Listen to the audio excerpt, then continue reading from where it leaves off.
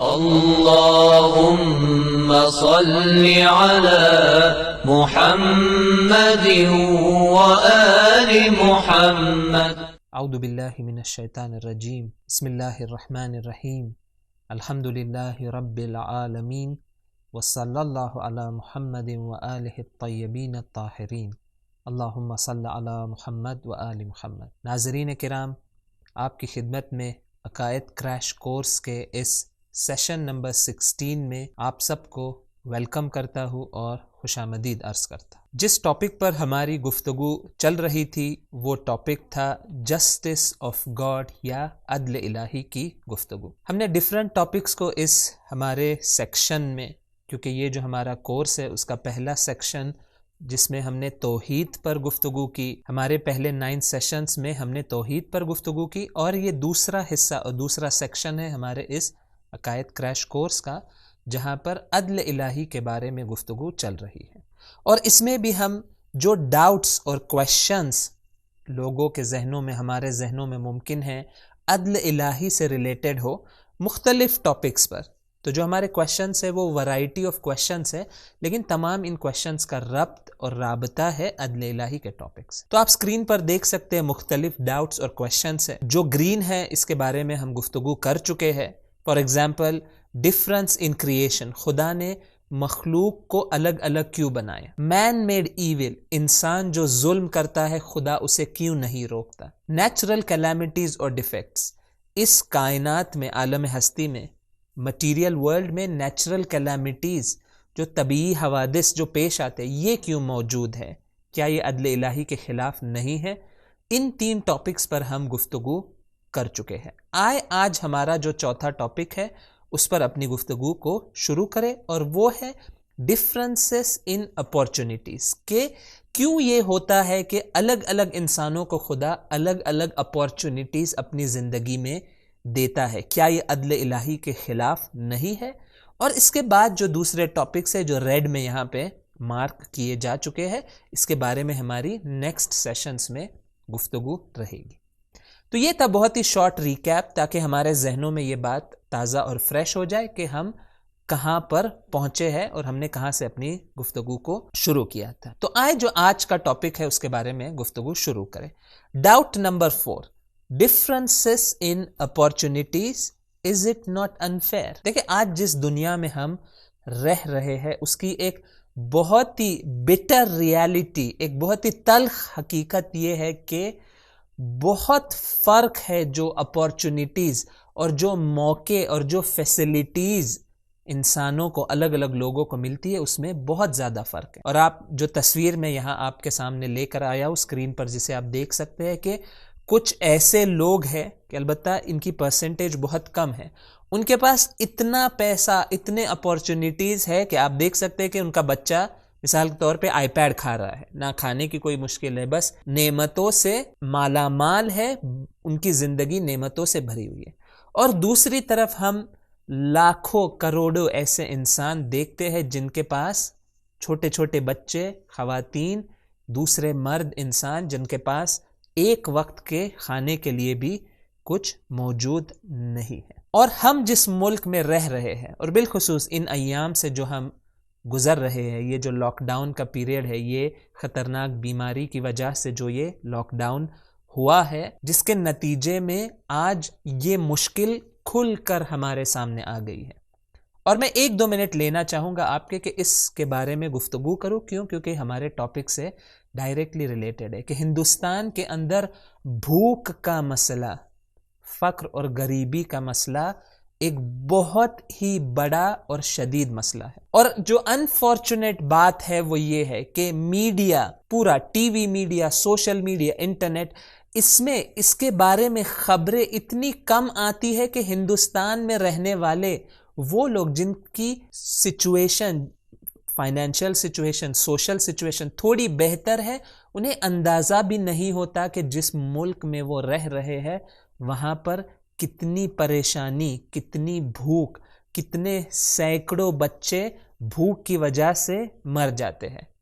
آپ انٹرنیٹ پر جا کر سرچ کیجئے گا، ہندوستان کا نام اس لسٹ میں جہاں پر دنیا کی غریب ترین ممالک کا نام آتا ہے، بھوکے ترین ممالک کا نام آتا ہے، وہاں پر انڈیا کا نام آپ دیکھ سکتے ہیں۔ جو گلوبل رینکنگز ہے پاورٹی کے لحاظ سے، بھوک کے لحاظ سے، بچوں کے مال نیوٹریشن کے لحاظ سے، یہ جو ایک انسان کی بیسک ضرورت ہے کھانا، اس لحاظ سے ہمارا ملک آج بہت پیچھے ہے۔ اور یہ وہ سوشل ریالٹیز ہے جس کے بارے میں ہمیں علم ہونا چاہیے۔ اور اگر ہمیں علم نہ ہو، ہم آنکھوں پر پٹی باندھ کر اپنی زندگی بسر کرتے رہے، ہمارے اطراف میں ایسے لوگ ہو جو بھوک سے تڑپ رہے ہیں اور ہمیں اس کی جانکاری نہ ہو، اطلاع نہ ہو، یا ہم اپنی آنکھیں بند کر لیں، اگنور کریں، اور یقین جان لیں ایسے لوگ ہمارے اطراف موجود ہیں، ہم سب نے دیکھے ہیں۔ بیچارے جو لیبرر طبقہ ہے، یا وہ خواتین جو مومنین کے گھر میں آ کر کچھ کام انجام دیتی ہے، جو گھر کے جو کام ہوتے اس کے لیے جسے رکھا جاتا ہے، یا دوسرے جو لوگ ہوتے ہیں جو کام پر آتے ہیں۔ ہمارے یہاں ایسے لوگ موجود ہیں جن کے بزنس ہے، کام کاج ہے، کاروبار ہے، ان کے یہاں جو کام کرنے لوگ آتے ہیں، یا شاید ممکن ہے راستے پر، اسٹریٹس پر جو لوگ ہیں جو بیچارے کسی نہ کسی طرح کچھ بیچ کر کچھ کر اپنی زندگی بسر کر رہے۔ یہ سب وہ لوگ ہیں جن کے اوپر ظلم ہوا ہے اس سسٹم نے، اس نظام میں، پوری دنیا کے نظام نے، آج جو یہ مادی دنیا ہے اس نے ان لوگوں کو پیسا ہے، ان پر ظلم کیا۔ تو کم سے کم ہماری ذمہ داری جو بنتی ہے وہ یہ ہے کہ ہم اپنی آنکھوں کو کھولیں اور دیکھیں کہ کنہیں ہم مدد پہنچا سکتے ہیں۔ اور یہ نہ صرف ایک شرعی ذمہ داری ہے، یہ ایک انسانی ہمارا فریضہ اور وظیفہ اور ڈیوٹی ہے کہ انسان ہونے کے ناطے، اور خدا نے تمام انسانوں کو ایکول کریٹ کیا ہے، اور یہ انسان کی بیسک نیڈ ہے، ہر انسان تک کم سے کم کھانا اور جو اس کی بیسک نیسیسٹیز ہے اس کا پہنچنا ضروری ہے۔ اور ہم اپنے اعتبار سے جتنا ہم کنٹریبیوٹ کر سکتے ہیں، ہم ضرور اس کام کو انجام۔ اور یہی ایک مسئلہ ہے جو ہمارے ٹاپک سے ریلیٹ ہوتا ہے کہ کیوں یہ ڈفرنس ان اپورچونٹیز ہم دیکھ سکتے ہیں۔ دیکھیں، بہت سارے ڈفرنسز موجود ہے۔ میں اور مثالیں آپ کے سامنے دوں۔ یہ میں نے فائنینشیل ڈفرنسز کی مثال دی کہ دنیا کا ایک طبقہ ہے جس کے پاس بہت زیادہ پیسہ ہے، شاید وہ جو ٹاپ 1% ہے جنہوں نے دنیا کی 60-70% ویلتھ ان کے ہاتھ میں، اور ایک بڑا طبقہ ہے دنیا کا جو غریب اور فقیر ہے۔ کیا یہ عدل الہی کے خلاف نہیں ہے؟ یہ انفیئر نہیں ہے کہ وہ غریب کو اتنی مشکل جھیلنی پڑتی ہے کہ وہ اپنی زندگی صحیح سے بسر نہیں کر سکتا؟ کمال کے بارے میں سوچنا، دین کے بارے میں سوچنا تو الگ ہی بات ہے، وہ اپنی بیسک نیڈز کو پورا کرنے کے لیے محتاج ہے۔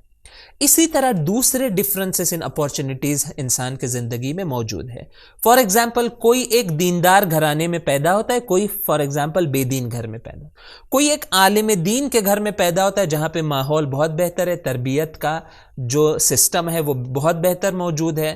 دوسرا ایک فرد ایسے خاندان میں پیدا ہوتا ہے جہاں پر تربیتی لحاظ سے، اس کے پرسنالٹی کے لحاظ سے جو ماحول ہے وہ مناسب نہیں ہے۔ کسی کو اچھے دوست ملتے، کسی کو برے دوست ملتے، کسی کو اچھی سکول ملتی ہے، کسی کو بری سکول ملتی ہے۔ یہ جو تمام ڈفرنسز ان اپورچونٹیز ہے، اور ان میں کی بہت ساری چیزیں، بلکہ اکثر چیزیں انسان کے کنٹرول سے باہر ہے۔ یہ میرے کنٹرول میں نہیں ہے کہ میں کس شہر میں پیدا ہوں، کس کنٹری میں پیدا ہوں، کس گھر میں پیدا ہوں، کس ماحول میں پیدا ہوں، کس سکول میں جانے کا مجھے موقع ملے، اور اس طرح کے ڈفرنٹ جو فیکٹرز ہے یہ انسان کے زندگی میں موجود ہے۔ تو یہ سوال ہوتا ہے کہ یہ جو سسٹم ہے یہ اللہ کا بنایا ہوا سسٹم ہے، تو کیوں یہ ڈفرنسز موجود ہیں؟ تو آئے اس کا جواب دیکھنے کے لیے آئے اس چیز کی طرف ہم توجہ کریں کہ دیکھیں، یہ جو ڈفرنسز ان اپورچونٹیز ہے یہ دو طرح کی ہوتی ہے۔ میں آپ کی پوری توجہ چاہتا ہوں، اور یہ بہت ہی امپورٹنٹ آنسر ہے کہ ہم جس دنیا میں رہ رہے ہیں جہاں پر ان ایکوالٹی اس طرح سے پھیلی ہوئی ہے، تو ہمیں اس سوال کا جواب جاننا ضروری ہے کہ دیکھیں، دو طرح کے ڈفرنسز ان اپورچونٹیز اور فیسلٹیز ہو سکتی ہے۔ ایک وہ ڈفرنسز ہے جو مین میڈ ہے، مین میڈ، کہ انسانوں نے اپنے اعمال کے ذریعے اور بعض انسانوں نے ظلم کے ذریعے ایسا سسٹم بنایا ہے کہ جس کے نتیجے میں ایکول اپورچونٹیز تمام انسانوں کو نہیں مل پاتے۔ اور یہی جو مثال میں نے آپ کے سامنے پیش کی ہے کہ وہ آج جو دنیا میں امیر اور غریب کی تقسیم ہے، اور یہ فاصلہ امیروں اور غریبوں کے درمیان روز بروز بڑھتا جا رہا ہے. شاید آپ تعجب کریں گے، ہندوستان جیسا ملک جہاں پر اتنے فقیر موجود ہے، اتنا کھانا پینا، ایمپلائمنٹ، بیسک نیسیسٹیز کی مشکل ہے، اس طرف سے ہندوستان میں ہر سال جو بلینئرز ہے، جن کے پاس $1 بلین سے زیادہ ان کی ویلتھ ہے، ایسے بلینئرز کا نمبر ہر سال بڑھتا جا رہا ہے. اس کا مطلب کیا ہے؟ اس کا مطلب یہ ہے کہ جو پیسے والے ہیں وہ اور زیادہ پیسے والے ہوتے جا رہے ہیں، اور جو غریب ہے وہ اور زیادہ ان کے لیے مشکل ہے اپنی زندگی کو بسر کرنا. اور آپ جانتے ہیں کہ ہندوستان میں کتنا فوڈ انفلیشن رہا ہے ان گزشتہ 5-10 سالوں میں، کہ کھانے کے چیزوں کی بیسک نیسیسٹیز کی قیمت دھیرے دھیرے بڑھ گئی ہے، اور اسی ریٹ میں لوگوں کی انکم میں اضافہ نہیں ہوا ہے. یہ ہے مین میڈ ڈفرنسز. یہ انسانوں نے جو ظالمانہ نظام آج جو پوری دنیا پر حاکم کیپٹلزم کا نظام ہے، جہاں پر صرف وہ پیسے والے چاہتے ہیں کہ اپنی ویلتھ بڑھے. اور آج اس کی مثال آپ دیکھ بھی سکتے ہیں کہ امریکہ جیسے ملک میں جہاں پر دنیا کی سب سے زیادہ ثروت اور ویلتھ موجود ہے، وہاں پر انہیں ہاسپٹلز میں کورونا وائرس کو فائٹ کرنے کے لیے اکوپمنٹ کے لیے وہ لوگ سٹرگل کر رہے ہیں. کیوں؟ کیا پیسہ نہیں ہے؟ کیا وہ فوراً اس کا انتظام نہیں کر سکتے؟ اس کا جواب ہے کہ نہ، پیسہ موجود ہے، لیکن کچھ دیگر وجوہات ہیں جس کی وجہ سے یہ کام انجام نہیں ہو رہا ہے. حتیٰ امریکن پیپل پر اس حوالے سے ظلم ہوا ہے اور ہو رہا ہے کہ انہیں جو بیسک فیسلٹیز میڈیکل کی ملنی چاہیے تھی وہ نہیں مل رہی. اور عجیب و غریب رپورٹس ہمارے سامنے، آپ جا سکتے ہیں کہ دنیا کے جو معتبر ویب سائٹ سے نیوز کی، انہوں نے اسے کور کیا ہے کہ ایسے ہاسپٹلز یو کے اور یو ایس میں ہے جہاں پر وینٹیلیٹرز کے کم ہونے کی وجہ سے انہیں چوز کرنا پڑا کہ کون سے لوگوں کو وینٹیلیٹرز پر رکھا جائے، کون سے لوگوں کو وینٹیلیٹرز پر نہ رکھا جائے اور مرنے کے لیے چھوڑ دیا جائے. یہ ہے آج کی دنیا کی حقیقت. تو تمام وہ ڈفرنسز ان اپورچونٹیز جو انسانوں نے غلط عمل کے ذریعے، غلط سسٹم بنانے کے ذریعے اس ڈفرنس ان اپورچونٹیز کو کریٹ کیا ہے، اس کا ذمہ دار خداوند متعال نہیں ہے. یہ وہی انڈائریکٹ جسٹس ہے جس کے بارے میں نے پہلے گفتگو کی ہے کہ اس حصے میں اللہ نے ہمیں انسانوں کو، ہیومن سوسائٹی کو، پولیٹیشینز کو، جو لوگ معاشرے میں امپورٹنٹ کردار رکھتے ہیں، جن کا اثر و رسوخ ہے، تمام ان لوگوں پر یہ ذمہ داری عائد کی ہے. یہ ذمہ داری ان پر ڈالی ہے کہ وہ انشور کرے کہ ڈفرنسز ان اپورچونٹیز نہ ہو. اور اس کو ہم بہت چھوٹے سکیل پر فیملی میں بھی لے کر آ سکتے ہیں کہ اگر آپ دیکھتے ہیں کہ ایک فیملی کے اندر خدا نہ کرے اگر ایک پیرنٹس اپنے بچوں کے درمیان ایک ڈفرنس قائل ہو، الگ اپورچونٹیز دے. فار ایگزامپل کبھی کبھی ہوتا ہے ہمارے یہاں کہ بیٹے کو زیادہ فیسلٹیز دی جاتی ہے، بیٹی کو کم فیسلٹیز. خوب یہ ظلم ہے، یہ مین میڈ ڈفرنسز ہے. ہر ایک کی جو ضرورت ہے اسے ہمیں پورا کرنا ہے، جیسی بھی وہ ضرورت ہو. اگر دونوں کی ضرورت ہے دونوں کو کھانا، تو کھانا دونوں کو ملنا چاہیے. اگر ایجوکیشن دونوں کی ضرورت ہے تو دونوں کو ملنا چاہیے. جو تمام جو حقوق انسان کے ہوتے ہیں، ایک بچے کے ہوتے ہیں، جو خدا نے اسے مقرر کیا ہے. تو یہ ایک چیز ہے کہ ڈفرنسز ان اپورچونٹیز فیملی میں، کمیونٹی میں، سوسائٹی میں بہت سارے ڈفرنسز جو ہم دیکھ سکتے ہیں، اس کی وجہ ہے خود انسانوں کا عمل. تو یہ اسی وقت ٹھیک ہوگا جب خود انسان بیدار ہو، جاگے اور ان ڈفرنسز کو ختم کرے.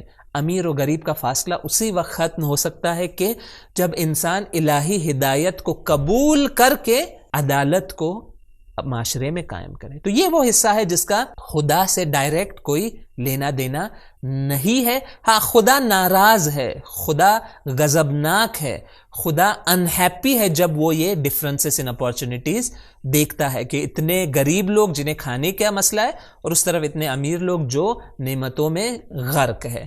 تو یہ اللہ کو پسند نہیں ہے، لیکن اللہ ڈائریکٹ آ کر فورس نہیں کرے گا. کیوں؟ کیونکہ یہ انڈائریکٹ جسٹس کا حصہ ہے. یہاں پر خدا چاہتا ہے کہ انسان خود آ کر اس سسٹم کو چینج کرے. تو یہ پارٹ آف دا آنسر ہے کہ ڈفرنسز ان اپورچونٹیز اگر مین میڈ ہے تو انسانوں کو خود آ کر اسے اصلاح کرنا ہوگا.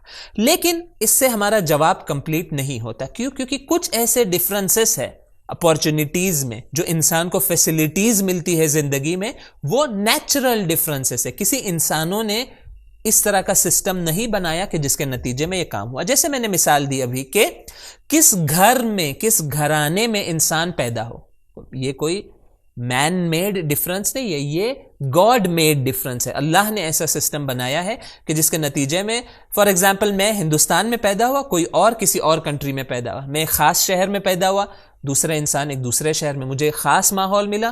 ہر ایک کو ایک سیپریٹ ماحول اور سچویشنز میں خدا ڈالتا ہے, اور یہ وہ چیز ہے جو خدا کے نظام کا حصہ ہے, خدا کے سسٹم کا حصہ ہے. یہاں پہ کوئی انسان نے کوئی ڈفرنسز ایجاد نہیں کیے. تو کیا یہ عدل الہی کے خلاف نہیں ہے؟ یہ جو second type of differences in opportunities ہے جو نیچرل طور پر وجود میں آتی ہے, کیا یہ عدل الہی کے خلاف نہیں ہے؟ اس کا جواب دینے کے لیے میں ایک ایگزامپل اور ایک مثال آپ کے سامنے سائنس کی پیش کرنا چاہتا ہوں. آپ کی اسکرین پر دیکھ سکتے ہیں, ایک تصویر میں لے کر آیا ہوں. یہ کس کی تصویر ہے؟ مجھے یقین ہے شاید آپ میں سے اکثر لوگ اسے نہ گیس کر پائے. یہ تصویر ہے گیلیلیو کی, اور وہ کہاں پر کھڑا ہے؟ وہ لیننگ ٹاور آف پیسا, ایک ورلڈ فیمس جگہ, ونڈر آف دا ورلڈ ہے, جہاں پر وہ کھڑا ہوا ہے. اور وہ کیا کر رہا ہے؟ وہ ایک ایکسپیریمنٹ کر رہا ہے. میں اس ایکسپیریمنٹ کو آپ کے سامنے پیش کرنا چاہتا ہوں, اور اسی سے میں آپ کے یہ جو سوال ہم نے آج جس پر ڈسکشن ہم کر رہے ہیں اس کا جواب میں آپ کو دوں گا. دیکھیں وہ کیا کر رہا ہے. گیلیلیو فیو 100 years ago جاتا ہے یہ لیننگ ٹاور آف پیسا کے اوپر, ایک بڑا سٹون لیتا ہے اور ایک چھوٹا سٹون, ٹھیک ہے, ایک بڑا سٹون اور ایک چھوٹا سٹون, اور ان دونوں کو ایک ہی ہائٹ سے ڈراپ کرتا ہے, ایک بہت بڑا سٹون اور ایک بہت چھوٹا سٹون. آپ بتائیں کہ ہمارا کامن سینس کیا کہتا ہے کہ کون سا ان میں سے پتھر جلدی گرے گا زمین پر؟ جب ہم ایسے ہی دیکھیں کامن سینس اپنا یوز کرنے کی کوشش کریں تو ہمیں کیا لگے گا کہ جو بڑا پتھر ہے اس کا ویٹ زیادہ ہے تو وہ جلدی زمین پر گرے گا, یہ ہمارا کامن سینس ہمیں کہتا ہے. اور جو چھوٹا پتھر ہے وہ لیٹ زمین پر گرے گا, کیوں؟ کیونکہ اس کا ویٹ کم ہے. صحیح بات ہے, یہ ہمیں ممکن ہے. کیوں؟ کیونکہ ہم کیلکولیٹ کریں گے کہ جو گریویٹیشنل فورس ہے, کیونکہ ہوتا یہی ہے کہ زمین ہے اس کا گریویٹیشنل فورس ہے, اور یہاں پر ایک پتھر ہے بڑا, تو جتنا بڑا پتھر اتنا یہ فورس زیادہ ہوگا, ٹھیک ہے, فورس زیادہ ہے. جو چھوٹا پتھر ہے وہ کم فورس سے اس کو کھینچا جا رہا ہے. تو اس کا نتیجہ کیا ہونا چاہیے؟ جو زیادہ فورس سے کھینچا جا رہا ہے وہ جلدی گرے گا زمین پر, اور جو کم فورس سے کھینچا جا رہا ہے وہ لیٹ گرے گا زمین پر. ہونا ایسے چاہیے. لیکن جب گیلیلیو نے یہ ایکسپیریمنٹ کیا تو اس نے ایک بہت ہی عجیب چیز یہاں پر دیکھی, اور وہ کیا تھی؟ اس چیز تھی, اس نے دیکھا کہ دونوں پتھر سیم ٹائم پر زمین پر گرے. بہت ہی عجیب بات ہے, دونوں پتھر سیم ٹائم پر زمین پر گرے. اور آپ بھی شاید تعجب کریں گے کہ یہ کیسے ہو گیا؟ بڑا پتھر زیادہ فورس اس کو ملا, اسے تو جلدی نیچے آ جانا چاہیے تھا. چھوٹا پتھر تھا, اسے کم فورس ملا, اسے لیٹ آ جانا چاہیے تھا, سلولی آنا چاہیے تھا. لیکن جب آپ کر کے دیکھیں گے یہ ایکسپیریمنٹ, اور آپ اس ایکسپیریمنٹ کو اپنے گھر میں بھی کر سکتے ہیں, البتہ ایسی چیز نہ لے جو جسے چھوڑنے سے وہ ٹوٹ جائے, ایسی چیز لے جو نہ ٹوٹے. تو دو چیزیں لے, ایک ہیوی ہو اور ایک لائٹ ہو, البتہ اتنی لائٹ چیز نہ لے جس سے ہوا کا اثر اس میں آ جائے نا, ایسی چیز لے. فار ایگزامپل وہی میٹل بال, ایک چھوٹا میٹل بال لے اور ایک بڑی کوئی میٹل کی چیز لے جہاں پر ایئر ریزسٹنس بیچ میں کام کو خراب نہ کرے. کیوں؟ کیونکہ یہ مثال یہاں پہ جو ہے یہ صرف گریویٹیشنل فورس کی ہے, بیچ میں دوسری چیزیں اگر ہم لائیں گے تو ایکسپیریمنٹ خراب ہو جائے گا. آپ کر کے دیکھیں, ایک چھوٹا میٹل بال اور ایک بڑا میٹل بال جہاں پر ایئر ریزسٹنس نہ ہو, آپ دیکھیں گے کہ دونوں چیزیں ایک ساتھ زمین پر گرتی ہے. وجہ کیا ہے؟ اس وجہ کو فزکس نے آ کر گیلیلیو نے سوچ کر اس وجہ کو بیان کیا, اور وجہ کی طرف میں خاص توجہ چاہتا ہوں. وجہ یہ ہے, دیکھیں یہ جو بڑا سٹون ہے, بڑا پتھر ہے یا میٹل کا بال ہے, یہ زیادہ فورس اسے لگ رہا ہے نیچے جانے کے لیے, ٹھیک ہے, یعنی کیا اسے زیادہ اپارچونٹی مل رہی ہے کہ وہ جلدی زمین پر پہنچے. لیکن خود یہ اتنا ہیوی ہے کہ اس ایکسٹرا فورس سے اس کو کھینچنے کے لیے زیادہ ایفرٹ لگتے ہیں. تو دیکھیں کیا ہو رہا ہے یہاں پر کہ فورس زیادہ ہے. بالکل یہ جو بڑا پتھر ہے, میں اگزامپل آپ کے دیتا ہوں, آپ کے لیے آپ کے سامنے پیش کرتا ہوں کہ یہ جو بڑا پتھر ہے, فرض کرے اس پر 100 فورس آ رہا ہے, ٹھیک ہے, لیکن خود یہ اس کا وزن ہے 10. تو ہر وہ چیز جس کا وزن ہے 10 اس پر 100 فورس لگ رہا ہے, اسے کتنا فائدہ ملے گا؟ 100 ڈیوائڈ بائی 10, یعنی اسے 10 ہی فائدہ ملے گا. کیوں؟ کیونکہ یہاں اسے 100 فورس دیا جا رہا ہے, لیکن خود وہ اتنا وزن ہے کہ اس کو کھینچنے کے لیے زیادہ طاقت چاہیے.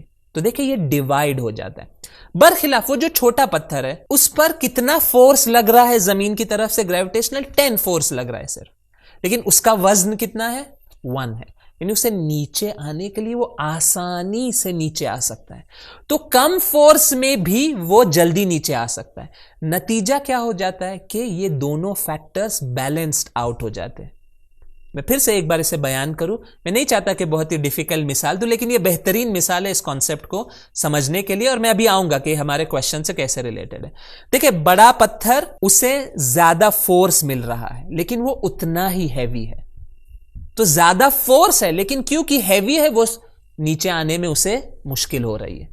اسی طرح جو چھوٹا پتھر ہے وہ ہلکا ہے، وہ لائٹ ہے، لیکن اسے کم فورس مل رہا ہے تو وہ بھی ایک سپیڈ سے، نتیجہ کیا ہو جاتا ہے کہ دونوں ایک ہی سپیڈ میں نیچے آنا شروع ہو جاتے ہیں۔ شاید آپ یہ تصور کریں کہ میں نے کیوں یہ مثال آپ کے سامنے دی؟ مثال میں نے اس لیے دی، آ جائے ہمارے کوشچن پہ۔ دیکھیں اللہ نے ہر ایک کو الگ الگ اپورچونٹی دی ہے، ٹھیک ہے، اللہ نے ہر ایک کو الگ الگ اپورچونٹی دی ہے۔ وہ انسان جو ایک عالم دین کے گھر میں پیدا ہوا اس کو فار ایگزامپل کتنی اپورچونٹی ملی 100، ٹھیک ہے۔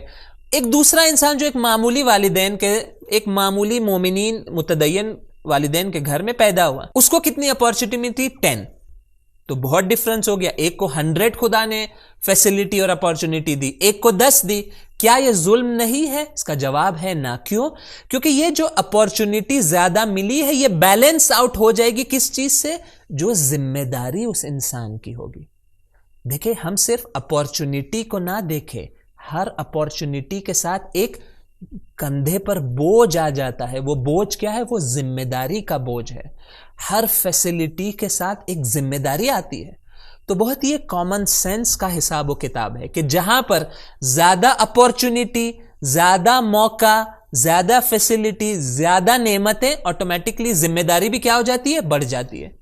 ذمہ داری بڑھ گئی، حساب و کتاب سختر ہو جاتا ہے۔ اس کے برخلاف ایک انسان جسے بہت کم اپورچونٹی ملی، میں مثالیں بھی آپ کے سامنے پیش کروں گا، ابھی میں اس کو کمپلیٹ کر رہا ہوں، بہت کم اپورچونٹی ملی، اس کی ذمہ داری بھی کم ہے، تو نتیجہ کیا ہوتا ہے؟ دیکھیں میں نے اسکرین پر اسے لکھا ہے، ڈفرنس ان اپورچونٹیز ڈیوائیڈ ہو جاتی ہے ڈفرنس ان ریسپانسبلٹی، اور تمام کی تمام چیزیں خدا بیلنس آؤٹ کر دیتا ہے۔ اسی طرح کہ وہ دو پتھر ہو، بڑا پتھر کو زیادہ فورس ملا لیکن اس کی ذمہ داری بھی اتنی مشکل ہے، چھوٹے پتھر کو کم فورس ملا لیکن اس کی ذمہ داری اتنی کم ہے، دونوں ایک ٹائم پر زمین پر آئیں گے۔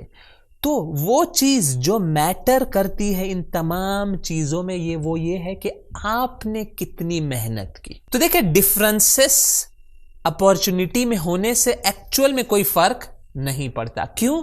کیونکہ خدا اسے کینسل آؤٹ کر دیتا ہے ذمہ داری کے ذریعے، اور تنہا چیز جو میٹر کرتی ہے اور جس کے بیسس پر حساب و کتاب ہوگا وہ کیا چیز ہے؟ وہ ہے کہ آپ نے اپنی ذمہ داری کو، جتنی بھی ذمہ داری تھی اس کو صحیح سے ادا کیا یا نہیں کیا، کتنا آپ نے عمل کیا، کتنے ایفرٹس آپ نے لیے، اور یہ وہ حقیقت ہے جس کی طرف قرآن نے بہت ہی واضح طور پہ اشارہ کیا ہے سورۃ النجم کی آیت نمبر 39 اور 40۔ دیکھیں بہت ہی امپورٹنٹ اور کی اور اہم آیت ہے قرآن کی ہم سب کے لیے، کہ اس آیت میں ارشاد ہوتا ہے وَأَن لَيْسَ لِلْإِنسَانِ إِلَّا مَا سَعَى، کہ انسان کے لیے جو چیز بچتی ہے اور آخرت میں جس سے اسے فائدہ ہوگا وہ چیز کیا ہے؟ وہ صرف اور صرف اس کی محنت اور کوشش اور اس کے ایفرٹس۔ یعنی آیت ہمیں بتانا چاہ رہی ہے کہ تمام دوسری چیزیں ڈزنٹ میٹر،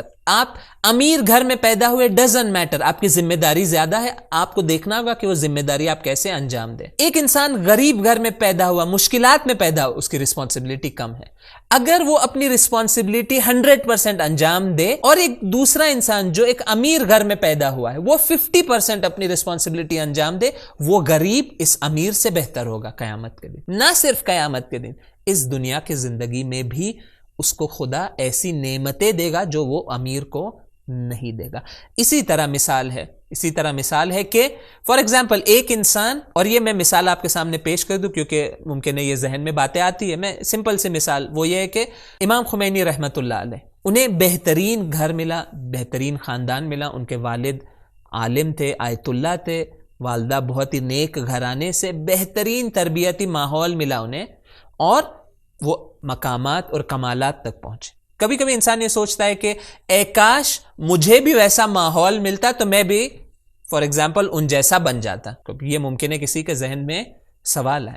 میں نہیں کہہ رہا ہوں کہ کوئی ان جیسا نہیں بن سکتا، میں بس یہ کہنا چاہ رہا ہوں کہ دیکھیں صرف اور صرف اس ماحول نے امام خمینی کو امام خمینی نہیں بنایا، بلکہ اس ماحول میں جو رسپانسبلٹی اللہ نے ان کو دی تھی کہ وہ خدا کی عبادت کرے، تقوی اختیار کرے، غلطی نہ کرے، 60 ایئرس نماز شب پڑھے، یہ تمام چیزیں جو امام خمینی نے انجام دی، یہ ذمہ داری خدا نے انہیں دی تھی۔ جتنی ذمہ داری انہیں خدا نے دی تھی، جتنی ذمہ داری خدا نے انہیں دی تھی، پوری وہ ذمہ داری انہوں نے پوری کی اور اپنے ایفرٹس کے ذریعے وہ پہنچے۔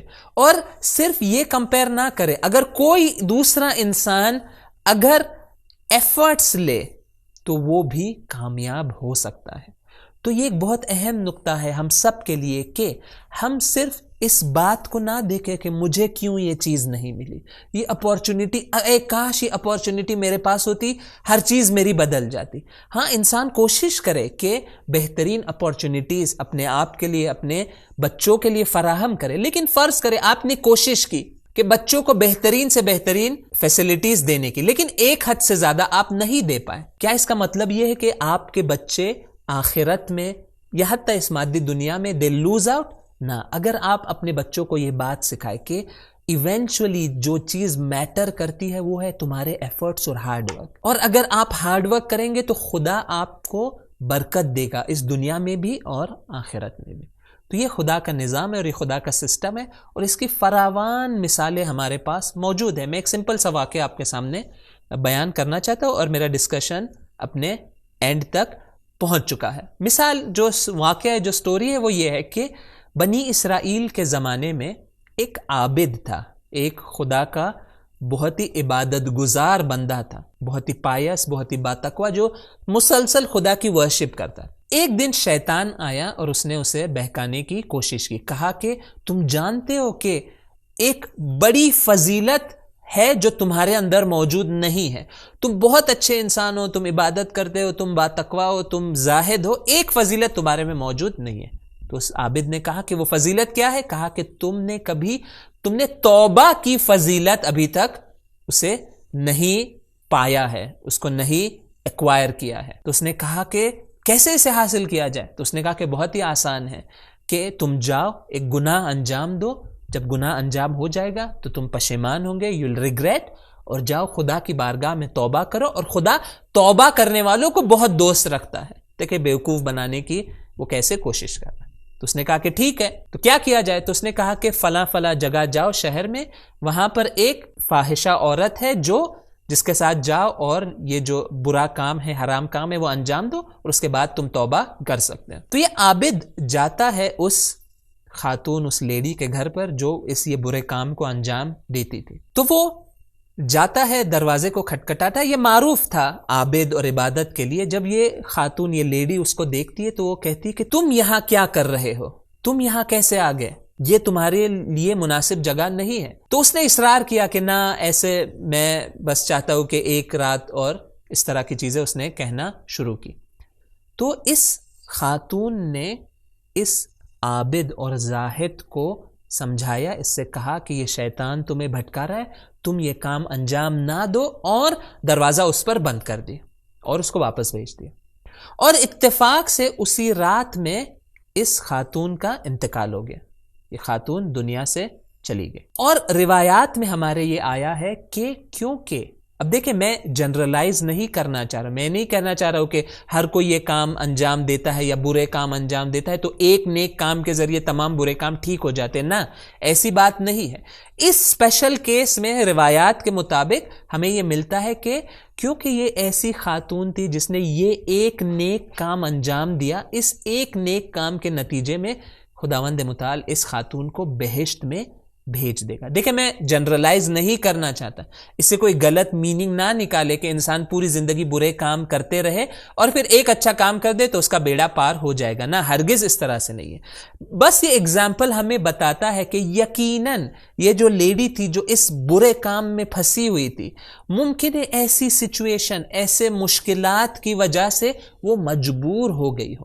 اور یہ ہم ذہن میں رکھیں کہ بہت سارے لوگ اور بہت ساری خواتین جو اس کام میں آتی ہے وہ انہیں مجبور کیا جاتا ہے. ہماری دنیا کی ایک بڑی مصیبتوں اور مشکلات میں سے یہ ایک مشکل ہے ہیومن ٹریفکنگ کے نام سے, کہ مجبور کیا جاتا ہے, فورس کیا جاتا ہے ہزاروں خواتین اور بچیوں اور لڑکیوں کو کہ وہ یہ کام انجام دے. ہرگز وہ راضی نہیں, لیکن ان کے پاس کوئی آپشن نہیں ہے, کوئی چارہ نہیں ہے فرار کا. تو اگر میں صرف یہ اگزامپل اس لیے دے رہا ہوں کہ اگر ایسا کوئی ہو جسے بہت کم اپورچونٹی ملی ہو, جو ظلم کا شکار رہا ہو یا رہی ہو, اور اس کے بعد وہ کم عمل بھی انجام دے, ان کی ریسپانسبلٹی کم ہے, خدا اس کم عمل کو بھی قبول کر لے گا.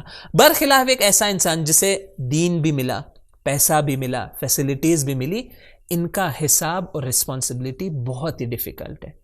اور اسی لیے ہمارے روایات میں یہ جملہ موجود ہے کہ قیامت کے دن جب ایک جاہل کے 70 گناہ معاف کیے جائیں گے, اس وقت جا کے عالم کا 1 گناہ معاف کیا جائے گا. تو ایک فرق عالم و جاہل میں یہ ہے کہ یغفر للجاہل 70 ذنبا حتی یغفر للعالم ذنبا واحدا. یہ روایت کا جملہ ہے کہ کیونکہ وہ جاہل تھا, اس نے کوشش کی. البتہ جاہل وہ جس نے کوشش کی اور وہ علم تک نہیں پہنچ پایا, اسے نہیں پتا تھا, اس نے کوشش کی لیکن اس کے باوجود وہ نہیں سمجھ پایا حق و باطل, اور اسی وجہ سے اس نے 70 غلطیاں کی. خدا اس 70 کو معاف کرے گا.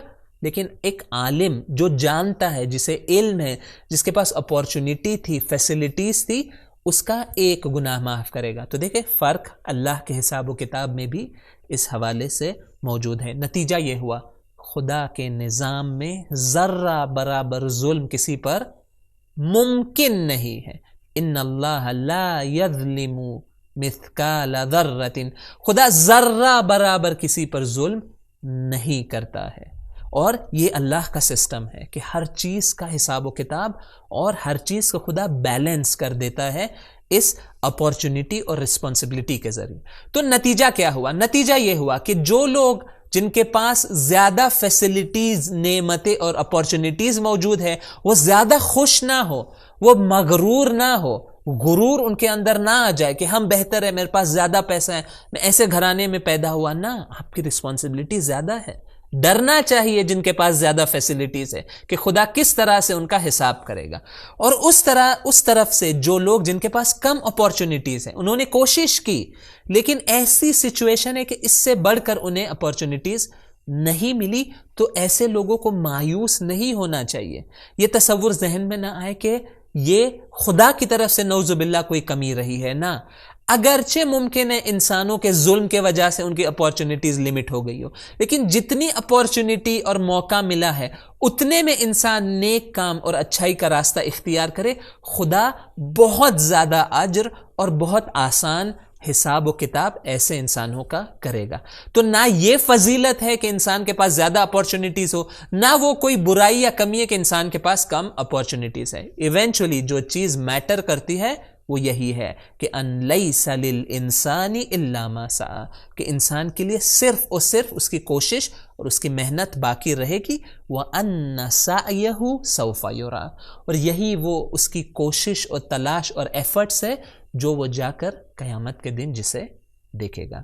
اور یہیں پر ہماری آج کی گفتگو ختم ہوتی ہے. ہم نے ایک اور ڈاؤٹ کو ڈیٹیل میں آنسر کرنے کی یہاں پر کوشش کی. انشاءاللہ ہمارا جو اگلا سیشن ہوگا اس میں ہم فلسفے بلا یا انسان کے زندگی میں ڈیفیکلٹیز اور ٹریبیولیشنز اور بلا کیوں آتی ہے اور اس کا عدل الہی سے کیا ریلیشن شپ ہے, اس کے بارے میں ہم گفتگو کریں گے. آپ تمام ناظرین کا تہہ دل سے شکر گزار ہوں کہ آپ اس ایپیسوڈ میں بھی اور اس سیشن میں بھی ہمارے ساتھ رہے. انشاءاللہ اسی امید کے ساتھ کہ آپ اس کورس کے آخر تک, اس کورس میں 20 سیشنز ہیں, اور میری درخواست یہی ہے اور خداوند متعال کی بارگاہ میں بھی یہی دعا ہے کہ ہمیں وہ توفیق عطا کرے کہ ہم اس کورس کو اپنے اختتام تک لے جا سکے اور کمپلیٹ کر سکے. والسلام علیکم ورحمۃ اللہ وبرکاتہ۔ سبیل میڈیا، قرآن و اہل بیت کا راستہ، کامیابی کا راستہ۔